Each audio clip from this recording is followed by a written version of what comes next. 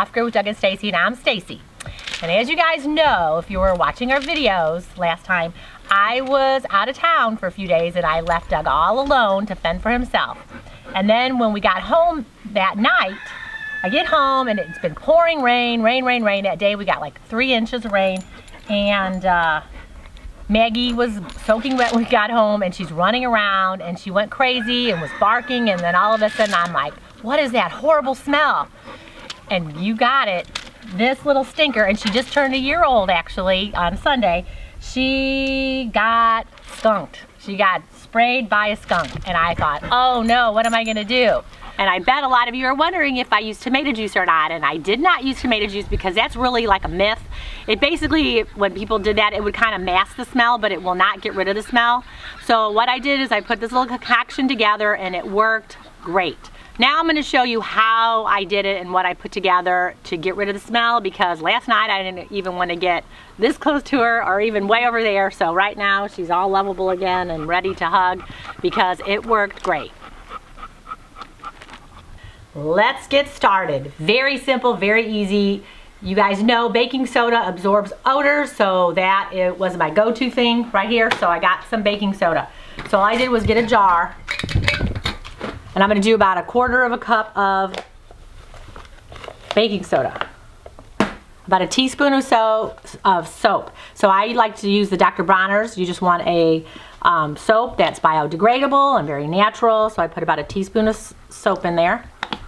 And then here is the magic ingredient, which is the hydrogen peroxide. You'll need about 1/4 or so, or a bottle, 3%, that you can get at the store, like pharmacy.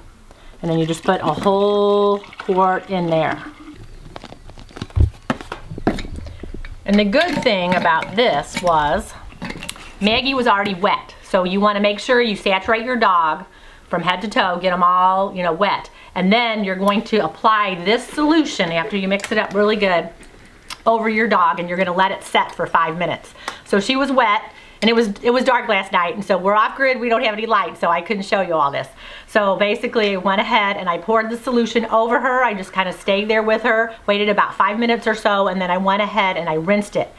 Now, she got the bulk of the spray on her head, and I'm not gonna put the peroxide around her nose and her head and her face. So what I did was I made a paste. So I went ahead and got the baking soda, and I made it into like a thicker paste. So I just put a little water in there. I put it like all on her face and up on her head, and then I kind of made it into kind of like this very thick pasty thing, and I let that set as she was standing there, and then I went ahead and rinsed it out, and it worked. I mean, immediately I couldn't even smell her anymore, so it worked out good.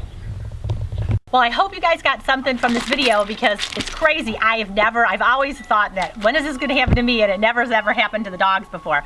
So this is the first time it ever happened, and this really worked great. She doesn't smell at all. And now I guess she can continue to be a stinker, because as you can see here, my beautiful grasses, she likes to lay right in the middle. So she'll be a stinker, not that smelly kind anymore. So check us out on Facebook, Instagram, and Twitter, and I will look forward to seeing you guys later. Hey guys, thanks for watching our video. You might want to check out these videos. And if you want to become a Homestead homie, click the picture of us below. We will see you tomorrow.